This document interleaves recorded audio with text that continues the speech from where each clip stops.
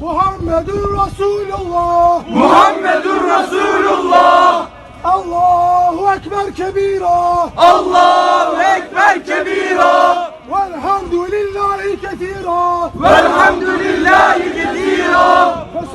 बिस्मिल्लाहिर्रहमानिर्रहीम। तुर्की की आया सोफिया मस्जिद को लेकर लिबरल और सेकुलर लोग सोशल मीडिया पर एहतजाज कर रहे हैं कि आखिर इसे म्यूज़ियम से मस्जिद क्यों बनाया जा रहा है।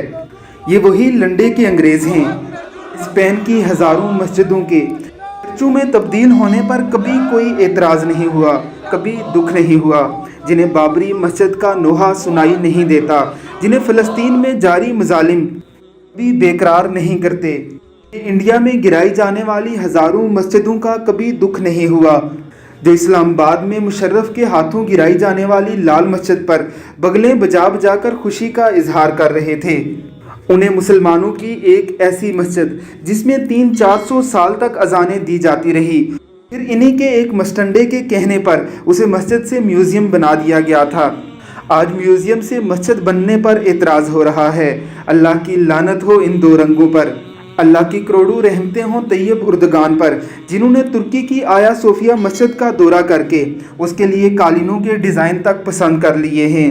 मस्जिद रोज़ अजान की आवाज़ से गूंजती है। रोज़ाना हज़ारों लोग इस मस्जिद का विज़िट करते हैं। बेशुमार नमाजी यहाँ नमाज़ें पढ़ते हैं।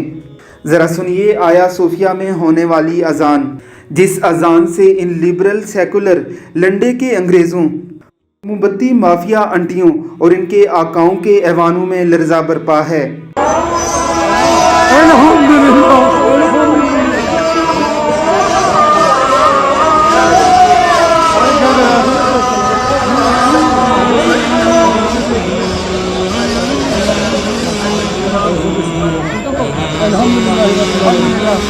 Elhamdülillah 86 yıllık esaret bitti, Allah'ın hamdolsun.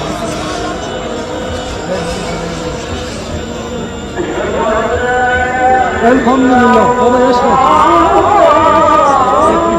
Sen yokken beri esaret altındaydı baba. Ben hiç yoktum.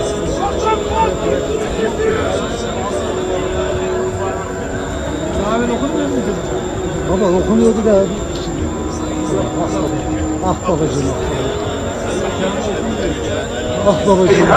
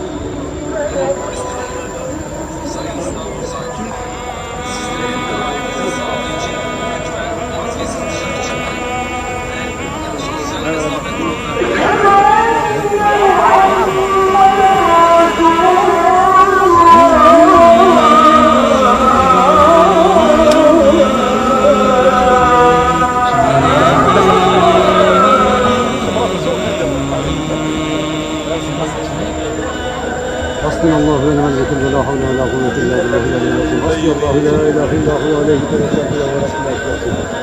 Hasbunallahu ve ni'mel vekil ve la havle ve la kuvvete illa billahi al-aliyyil azim. Hasbunallahu ve ni'mel vekil ve la havle ve la kuvvete illa billahi al-aliyyil azim.